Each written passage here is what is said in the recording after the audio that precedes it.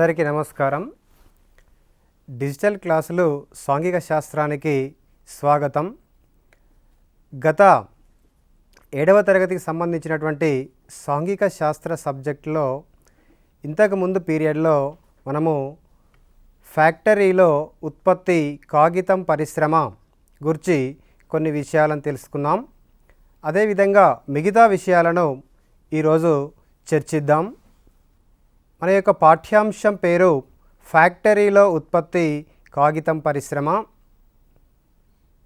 విద్యార్థులు ఇంతవరకు మనం కాగితం ఫ్యాక్టరీ గురించి ఏం తెలుసుకున్నాం?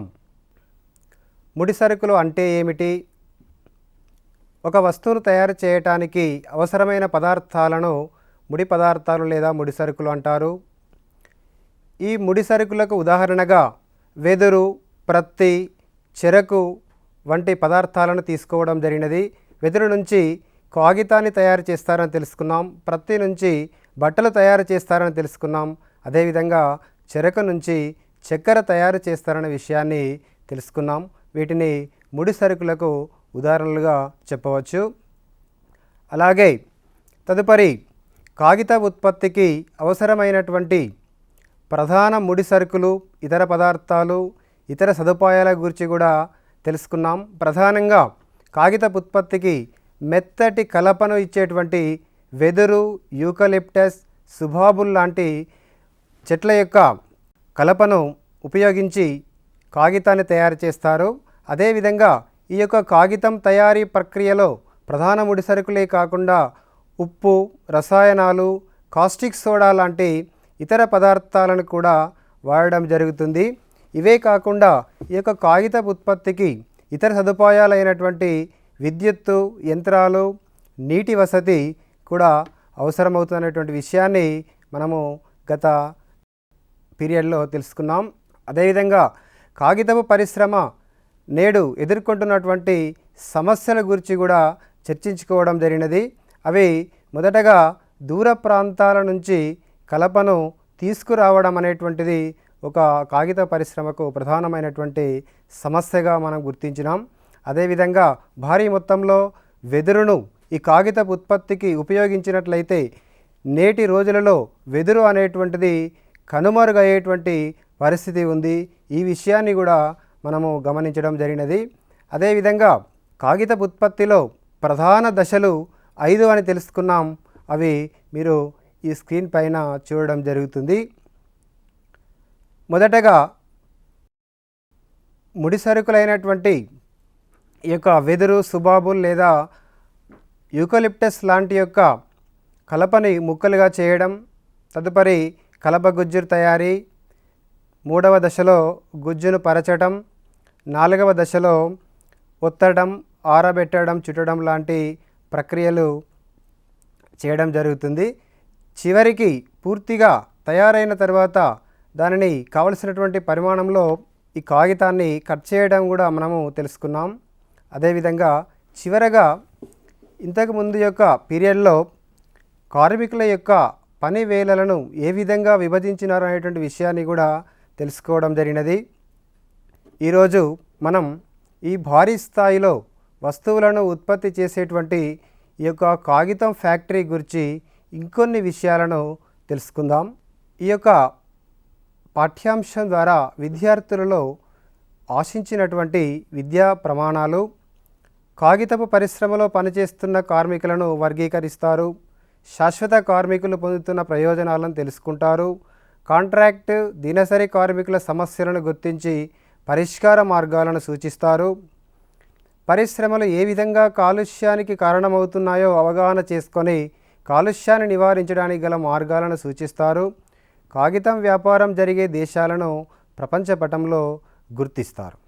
ఇందులో మొదటగా కాగితపు ఉత్పత్తి అనేటువంటిది జరిగిన తర్వాత వాటిని ఏ విధంగా అమ్మడం జరుగుతుంది అనేటువంటి విషయాన్ని మనం గమనించినట్లయితే మన రాష్ట్రంలో ఉన్నటువంటి ఈ యొక్క కాగితం పరిశ్రమల నుంచి ఈ యొక్క కాగితాన్ని ప్రముఖ నగరాలలో మార్కెటింగ్ డిపోలు ఏర్పాటు చేసినారు.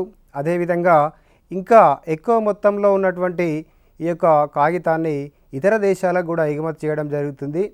ముందుగా మన రాష్ట్రం నుంచి కాగితాన్ని కొనుగోలు చేస్తున్నటువంటి దేశాలను మనము ప్రపంచ పటంలో గుర్తిద్దాం. ఒకసారి చూడండి విద్యార్థులు, మీరు ప్రపంచ పటాన్ని చూస్తున్నారు, world outline map.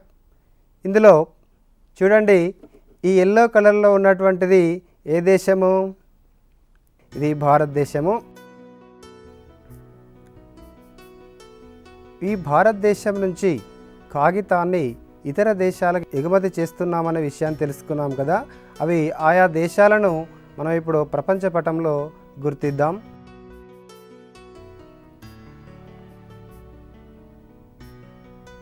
Sri Lanka, Bangladesh, దక్షిణాఫ్రికా,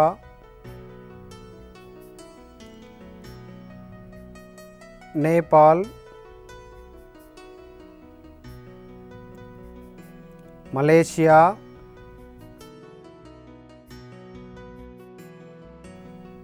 నైజీరియా. విద్యార్థులు ఈ యొక్క ప్రపంచ పటాన్ని గమనించండి. ఇవి భారతదేశం నుంచి ఎగుమతి చేస్తున్నటువంటి దేశాలను మీరు ఇప్పుడు ప్రపంచ పటంలో చూస్తున్నారు. తదుపరి కాగితం పరిశ్రమలో పనిచేస్తున్న కార్మికులను వర్గీకరించి వారు పొందుతున్నటువంటి ప్రయోజనాలు మరియు వారి సమస్యలను, పరిష్కార మార్గాలను గురించి చర్చిద్దాం. ముఖ్యంగా కాగితం పరిశ్రమలో పనిచేసేటువంటి ఉద్యోగులను కనుక గమనించినట్లయితే కొందరు అత్యున్నతమైనటువంటి విద్యావంతులైనటువంటి ఇంజనీర్స్ ఉంటారు. తర్వాత ఇంకొంతమంది ఉద్యోగస్తులు ఐటీఐ లేదా పాలిటెక్నిక్ లాంటి కోర్సులను చేసినటువంటి వారు పనిచేయడం జరుగుతుంది. ఇంకొందరు నిరక్షరాస్యులు కూడా ఈ యొక్క కాగితం ఫ్యాక్టరీలో పనిచేయడం జరుగుతుంది. అయితే ఈ కాగితం ఫ్యాక్టరీలో పనిచేసేటువంటి కార్మికులను మనం వారి యొక్క నియామకపు షరతులు, నిబంధనలను బట్టి మనము ఈ విధంగా వర్గీకరించవచ్చు. ఫ్యాక్టరీలో పనిచేసేటువంటి కార్మికులను మనము 3 రకాలుగా వర్గీకరించవచ్చు.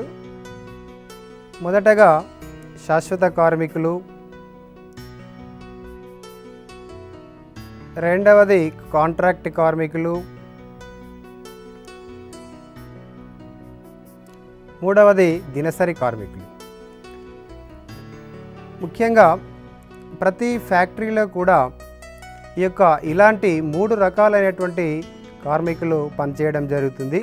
మనము ప్రధానంగా ఇప్పుడు ఈ 3 రకాలైనటువంటి కార్మికులు వారి యొక్క విధులను నిర్వర్తిస్తూ ఎలాంటి ప్రయోజనాలను పొందుతున్నటువంటి విషయాన్ని మనం గమనిద్దాం. మొదటగా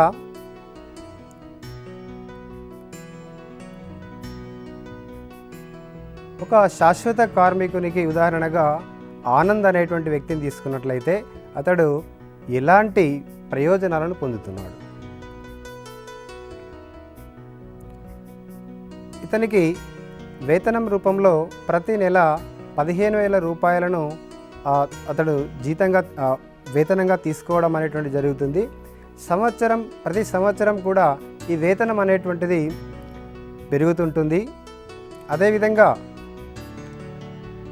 ఉద్యోగ భద్రత అనేటువంటి విషయం చూసినట్లయితే ఇతన్ని ఎలాంటి కారణం లేకుండా కూడా ఇతని ఉద్యోగం నుంచి తొలగించడానికి అవకాశం లేదు.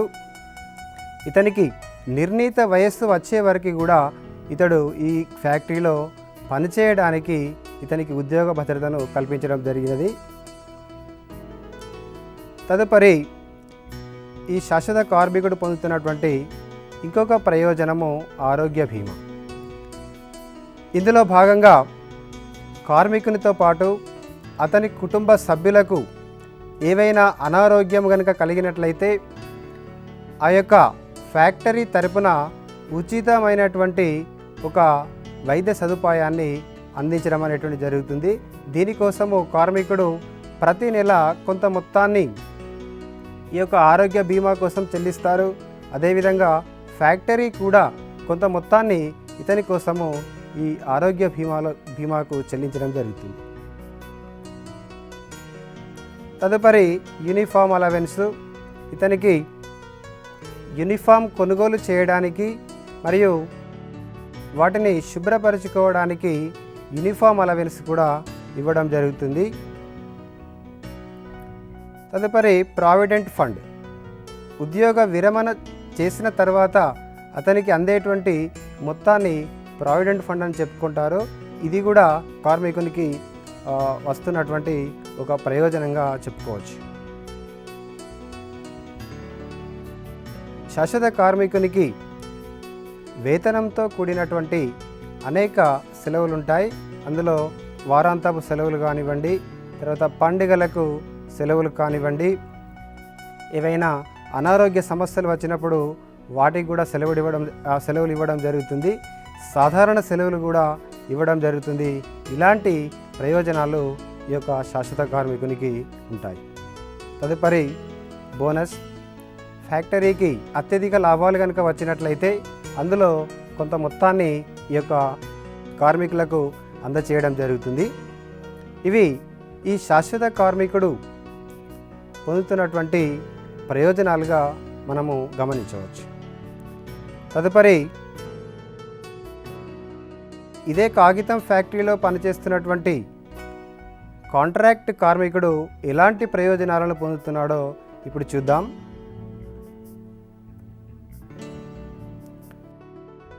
ఇతనికి సంవత్సరం అంతా పని లభిస్తుంది.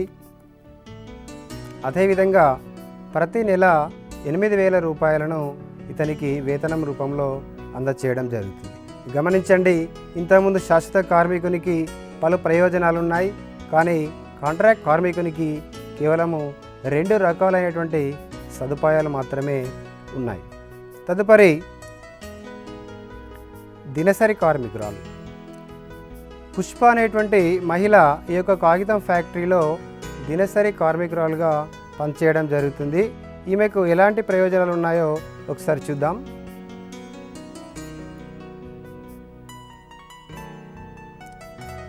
చూడండి, దినసరి కార్మికులుగా పనిచేసేటువంటి ఈ యొక్క కార్మికురాలికి రోజుకు వేతనము 100 నుండి 150 రూపాయలుగా నిర్ణయించడం జరిగినది.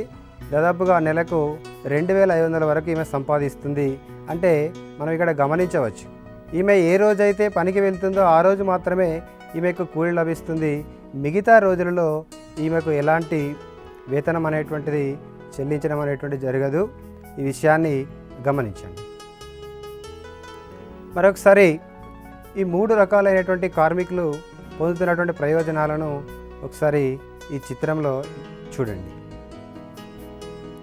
శాశ్వత కార్మికునికి వేతనము, ఉద్యోగ భద్రత, ఆరోగ్య బీమా, యూనిఫామ్ అలవెన్స్, ప్రావిడెంట్ ఫండ్, సెలవులు, బోనస్ లాంటి సదుపాయాలు ఉన్నాయి. అదేవిధంగా కాంట్రాక్ట్ కార్మికునికి సంవత్సరం అంతా పని లభిస్తుంది. అదేవిధంగా వేతనం కూడా శాశ్వత కార్మికులతో పోల్చినట్లయితే తక్కువగా ఉంది. అదేవిధంగా పుష్ప అనేటువంటి దినసరి కార్మికురాలని కనుక మనం చూసినట్లయితే ఈమె కేవలము ఏ రోజు పనికి వెళ్తే ఆ రోజు మాత్రమే కూలీ చెల్లించబడుతుంది. ఈ విధంగా ఫ్యాక్టరీలో 3 రకాలైనటువంటి కార్మికులను మనము చూడవచ్చు. అదేవిధంగా ఫ్యాక్టరీలో ఈ కార్మికులే కాకుండా ఇంకా కొంతమంది మేనేజర్లు కానివ్వండి, క్లర్కులు కానివ్వండి, ఇలాంటి ఉద్యోగస్తులు కూడా పనిచేయడం జరుగుతుంది. ఇందులో ముఖ్యంగా ఈ మేనేజర్లు అనేటువంటి పోస్టులు ఏవైతే ఉంటాయో ఆ మేనేజర్గా ఎవరు నియామకం చేయబడతారు అంటే ఎక్కువగా ఫ్యాక్టరీ స్థాపించినటువంటి వారి యొక్క కుటుంబీకులని ఎక్కువగా ఈ మేనేజర్ పోస్టులలో నియామకం చేయడం జరుగుతుంది. వారికి అత్యధిక వేతనాలతో పాటు వారికి పలు సదుపాయాలను కూడా కల్పించడం జరుగుతుంది. ఫ్యాక్టరీల వలన ఎదురయ్యేటువంటి సమస్యలను, వాటి పరిష్కార మార్గాల గురించి ఇప్పుడు మనం తెలుసుకుందాం.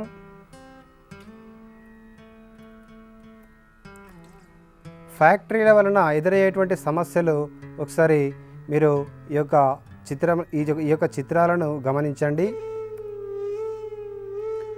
అడవులు తరిగిపోవడం,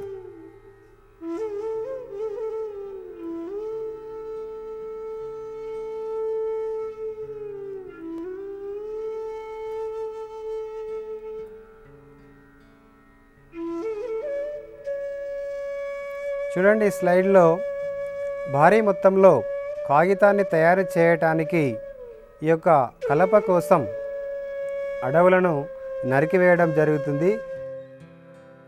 ఈ విధంగానే కొనసాగినట్లయితే దాదాపుగా అతి కొద్ది రోజులలో ఈ యొక్క అడవులన్నీ కూడా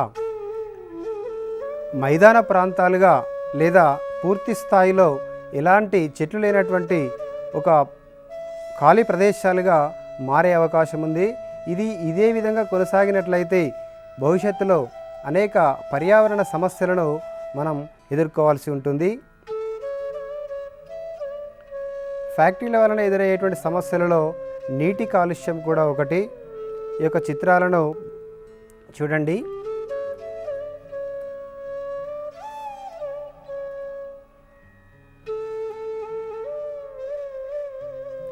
ఉదాహరణకి కాగితం ఫ్యాక్టరీ నుంచి వెలువడేటువంటి వ్యర్థాలను ఆ యొక్క నీటి ద్వారా ఒర్రెలు, వాగులు, నదులలోకి, చివరికి సముద్రంలోకి ఇవి చేరడం జరుగుతుంది.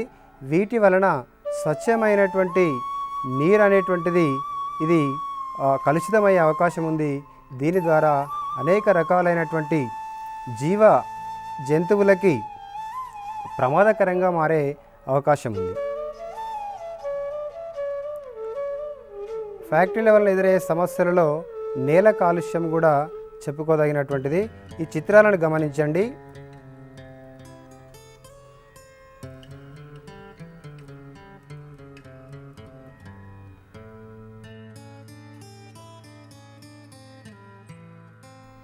చూడండి, ఫ్యాక్టరీల నుండి వెలువడుతున్నటువంటి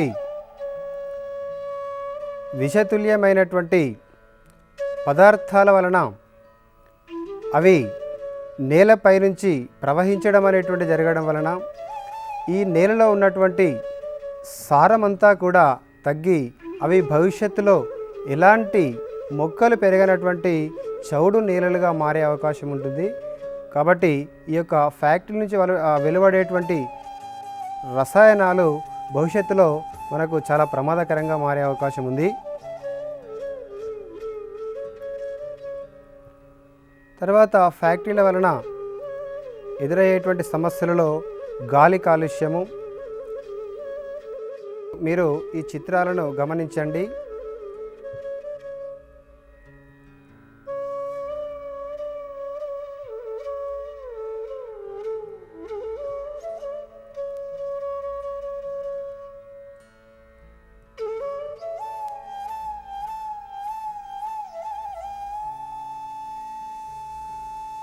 విద్యార్థులు, ఈ చిత్రంలో మనం చూస్తున్నాం ఫ్యాక్టరీల నుంచి పొగ రూపంలో కార్బన్ డయాక్సైడ్ లాంటి అనేక వాతావరణాన్ని కలుషితం చేసేటువంటి వాయువులు గాలిలో కలుస్తున్నాయి. వీటి ద్వారా మనకు ఇంతకుముందే పర్యావరణవేత్తలు చెప్పినటువంటి విషయాలను గమనించినట్లయితే ఈ యొక్క వాయువులు అనేటువంటివి, కార్బన్ డైఆక్సైడ్ లాంటి వాయువులు అనేటువంటిది వాతావరణంలో కనుక వీటి శాతం పెరిగినట్లయితే ఉష్ణ వికిరణం ద్వారా వెలువడేటువంటి ఉష్ణశక్తి అనేటువంటిది విశ్వంలోకి పోనివ్వకుండా ఇవి అడ్డుపడతాయి. కాబట్టి దీని ద్వారా వాతావరణం అనేటువంటిది వేడెక్కుతుంది. ఇది చాలా తీవ్రమైనటువంటి పరిణామాలను భవిష్యత్తులో మనము ఎదుర్కోబోయే అవకాశం ఉంది. కాబట్టి దీని వలన ఈ యొక్క గ్లోబల్ వార్మింగ్ అనేటువంటి ఒక దుష్ఫలితాన్ని మనం భవిష్యత్తులో ఎదుర్కోబోతున్నాం. ఫ్యాక్టరీల వలన ఎదురయ్యే సమస్యలలో చివరిది కార్మికుల యొక్క సమస్యలు. మనం ఇంతకుముందు చూసిన విధంగా కార్మికులు అనేటువంటి వారు వారి యొక్క నియామకాన్ని బట్టి వివిధ రకాలుగా ఉంటారు. వారు సమస్యలు కనుక మనం పరిశీలించినట్లయితే పని భారము, దుమ్ము, రసాయన పదార్థాల వలన అనారోగ్యానికి గురి కావడము, వేతనాలు తక్కువగా ఉండడము, మురికివాడల్లో నివాసం, అతి తక్కువ సౌకర్యాలను కలిగి ఉండడం. అయితే ఇలాంటి సమస్యలను కార్మికులు ఎదుర్కోవడం అనేటువంటి జరుగుతుంది. వీటి యొక్క పరిష్కార మార్గాలను కనుక మనం ఆలోచించినట్లయితే కార్మికులు వారి యొక్క యూనియన్స్ ద్వారా వారి యొక్క డిమాండ్లని, వారి యొక్క సమస్యలని యాజమాన్యం దృష్టికి తీసుకుపోయి చర్చల ద్వారా వీటిని పరిష్కరించుకున్నట్లయితే ఈ యొక్క సమస్యలు కొంత సమసిపోయే అవకాశము ఉంది.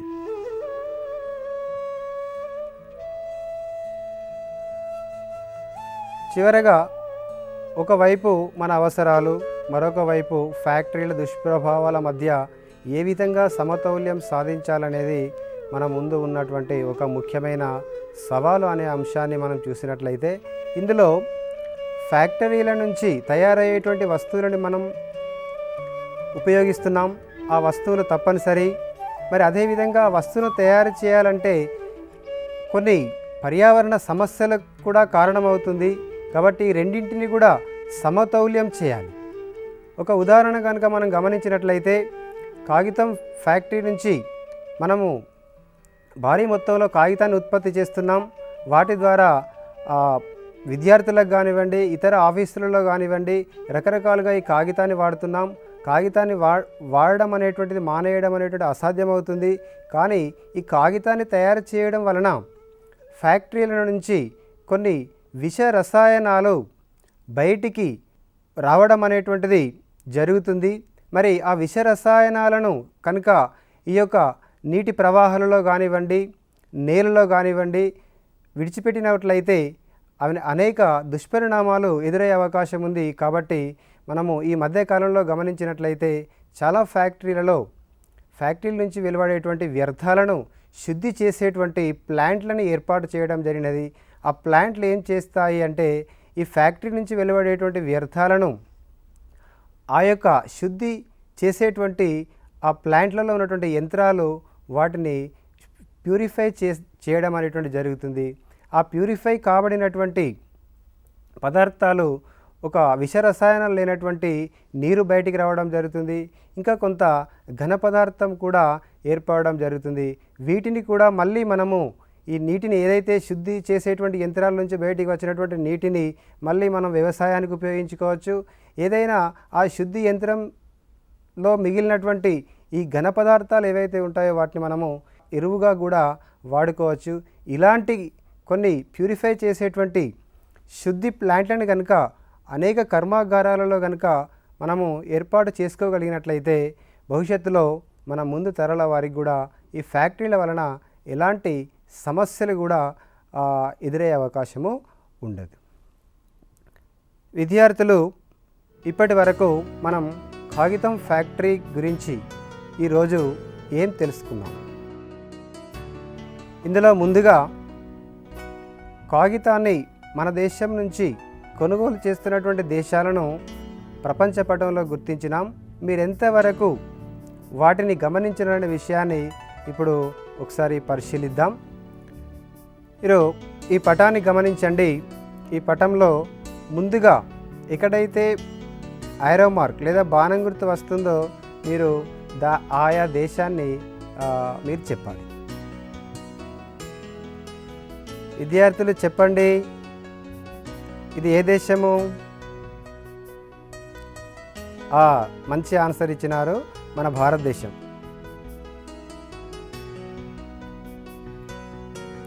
ఈ బాణం గుర్తున్నటువంటి దేశం యొక్క పేరు చెప్పండి. శ్రీలంక. ఈ బాణం గుర్తు సూచిస్తున్నటువంటి దేశం పేరు చెప్పండి.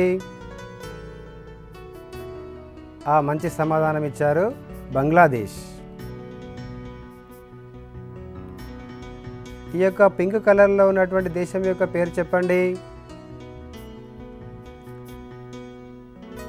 దక్షిణాఫ్రికా. Very good answer.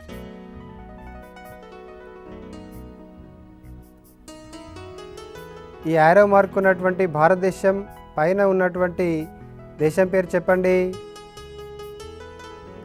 Very good, Nepal.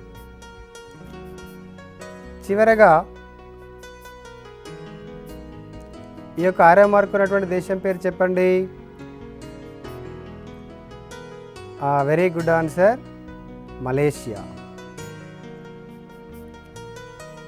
చివరి దేశం పేరు మరొకసారి నేనే చెప్తాను చూడండి, నైజీరియా. ఓకే, మంచి సమాధానాలు ఇచ్చినారు. తదుపరి మీ పాఠ్యపుస్తకంలో ఉన్నటువంటి ఈ యొక్క పట్టికను చూడండి. ఇందులో కార్మికులైనటువంటి ఆనంద్, ఉమర్, పుష్ప అంటే అర్థమైంది కదా. ఆనంద్ అనేటువంటి వ్యక్తి శాశ్వత కార్మికుడు, ఉమర్ కాంట్రాక్ట్ కార్మికుడు, పుష్ప దినసరి కార్మికురాలు. వీరు ఏమేమి పనులు చేస్తారు, వారు ఎన్ని సంవత్సరాల నుంచి పనిచేయడం జరుగుతుంది, వారికి నెలకు ఎంత ఆదాయం వస్తుంది, వారు పొందుతున్నటువంటి ఇతర ప్రయోజనాలు ఏమిటి అనేటువంటి విషయాన్ని మీరు చర్చించి ఈ యొక్క పట్టికను పూరించండి. విద్యార్థులు ఈ యొక్క స్లైడ్లో ఉన్నటువంటి ప్రశ్నలని మీరు గ్రూపులుగా డివైడ్ అయ్యి మీ యొక్క టీచర్ యొక్క సహాయంతో మీ యొక్క క్లాస్ రూమ్లో ఈ యొక్క ప్రశ్నలకు జవాబులను చర్చించి మీ నోట్ పుస్తకంలో రాయండి.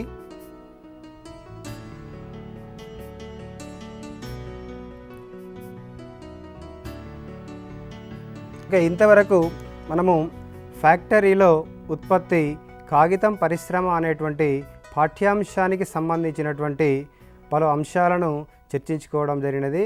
అందులో ముఖ్యంగా ఈ యొక్క ఫ్యాక్టరీలో పనిచేస్తున్నటువంటి కార్మికులను ఎన్ని రకాలుగా వర్గీకరించవచ్చు, వారు పొందుతున్నటువంటి ప్రయోజనాలు ఏమిటి, తర్వాత ఫ్యాక్టరీలలో వస్తువులను ఉత్పత్తి చేయడం ద్వారా ఎలాంటి ఇతర పర్యావరణ లేదా కార్మికులకు సంబంధించినటువంటి సమస్యలు ఎదురవుతున్నాయి, వాటిని ఏ విధంగా మనం ఓవర్కమ్ చేయాలి, అంటే వాటి పరిష్కార మార్గాలు ఏమిటి అనేటువంటి విషయాలను మనం తెలుసుకోవడం జరిగినది.